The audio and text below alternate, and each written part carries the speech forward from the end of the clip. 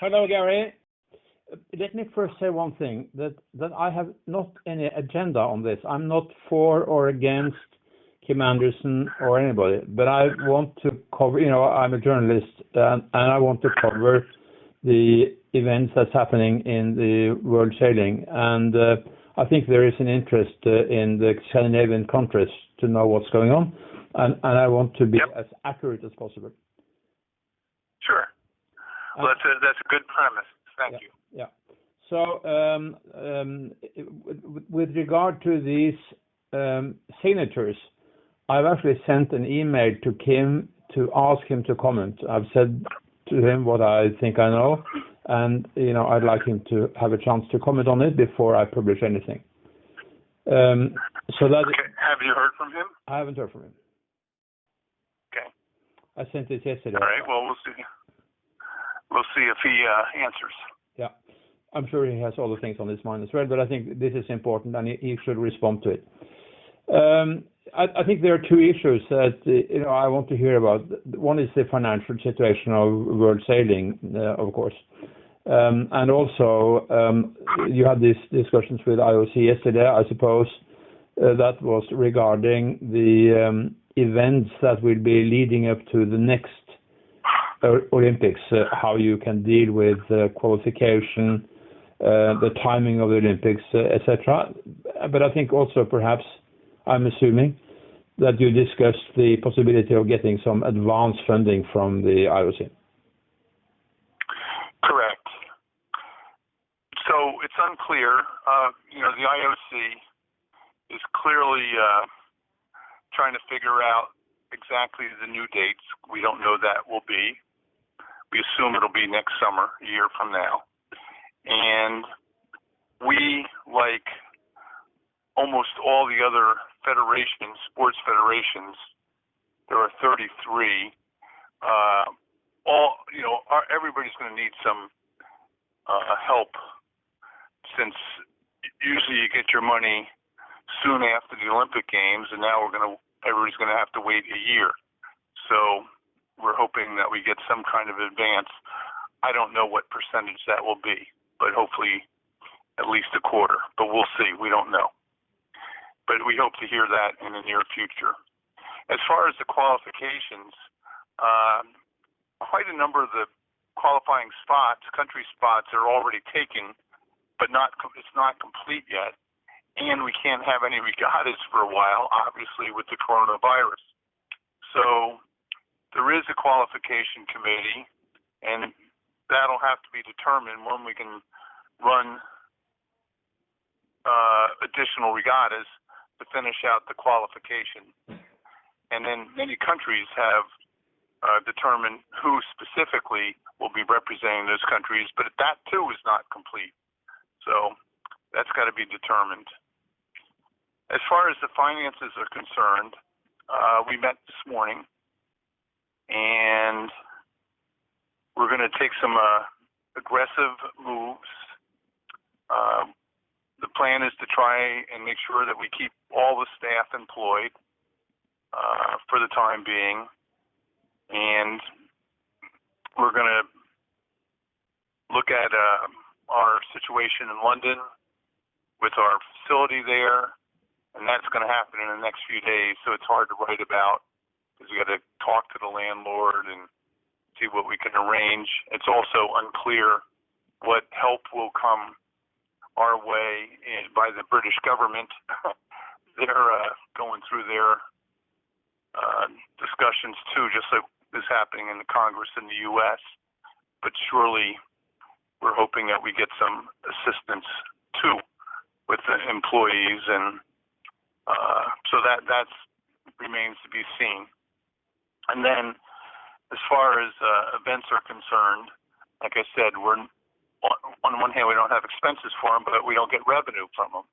So it's another thing that's got to be sorted out in the next month or two.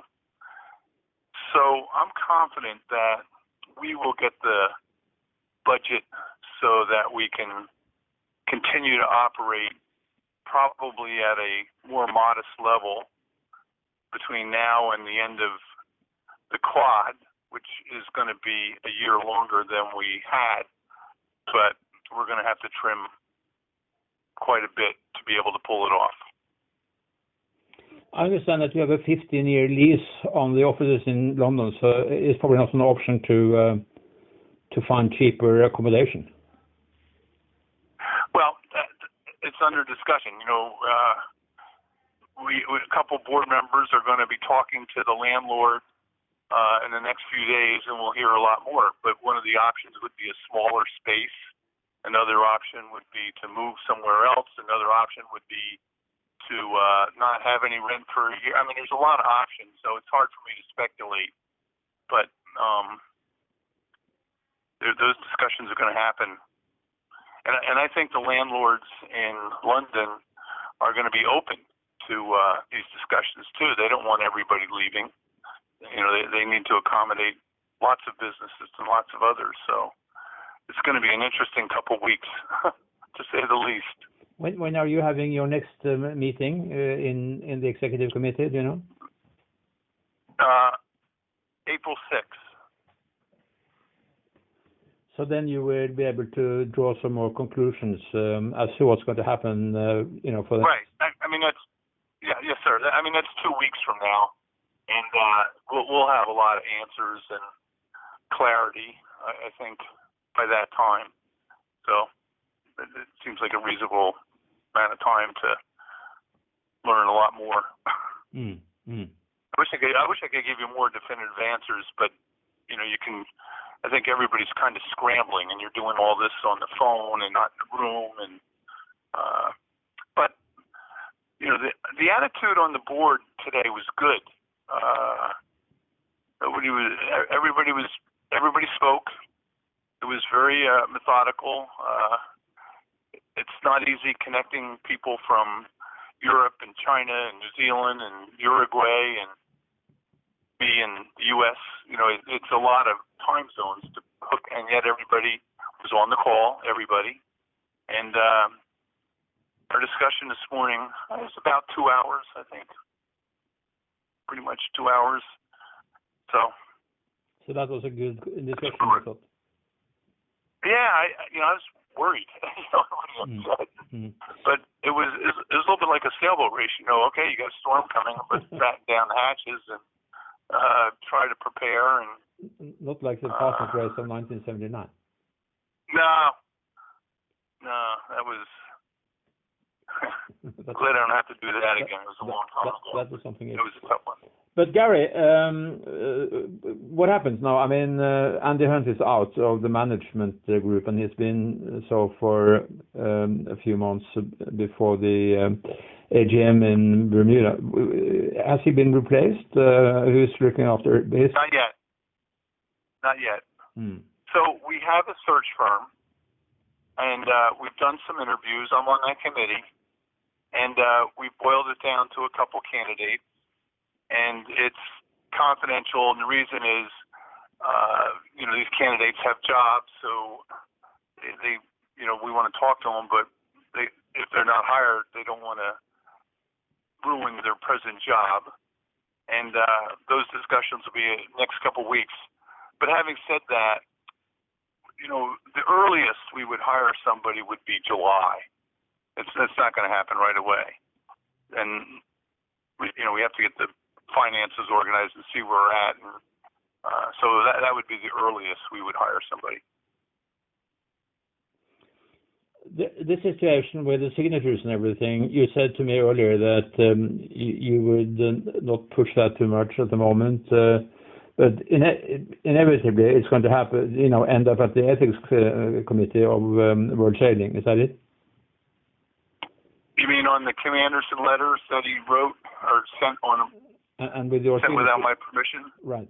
Yeah, so Scott Perry and I sent a letter to the chairman and vice chairman of the ethics committee that we will have a complaint going, but we're not going to send it until this coronavirus calms down. People are too busy, and it's too confusing a time to get into that. So they know we have something, but we haven't sent it yet. Are you discussing at this point, I guess it's the same thing, that people are preoccupied with so many other important matters, the Olympics and the coronavirus, etc., that elections at the end of the year is not the main issue, I suppose. Well, for me, my term ends on November 1st, so I am happily not involved in the election. Same with Conrad Lee and Scott Perry. The three of us term out, and Jan Rogesho, the French athlete rep, he terms out as an athlete rep at the end of this quad. So four of us won't be back, and then the other five, they all have to decide whether they want to run again or not. But nobody talked about it. It was too much other things. Absolutely. But you have ruled out that you are a candidate. Yeah, I'm 70 or almost. A couple months I turned 70, and that's my age. I've had lots of health issues over the years, and I kind of want to enjoy my time here in the next 5-10 years. And I don't think I could spend 8 years commuting to Europe with world sailing. I've done enough. So no, I'm not a candidate. Where do you think the candidate should come from? Europe or North America or Asia? Well, certainly Europe would make a lot of sense. Mm. If it stays in London or in the UK, you really need to be European based. It'd be hard to commute back and forth across the Atlantic or to come from Oceania or Asia. I just think even South America, it'd be hard. You need to be European based. Mm. I mean, you know that Gerardo Seeliger wants to run. Yeah. And has been making noise, and there's rumors of other people. Some Italians. But like I said, personally, I'm happy I'm not doing the election again. Mm.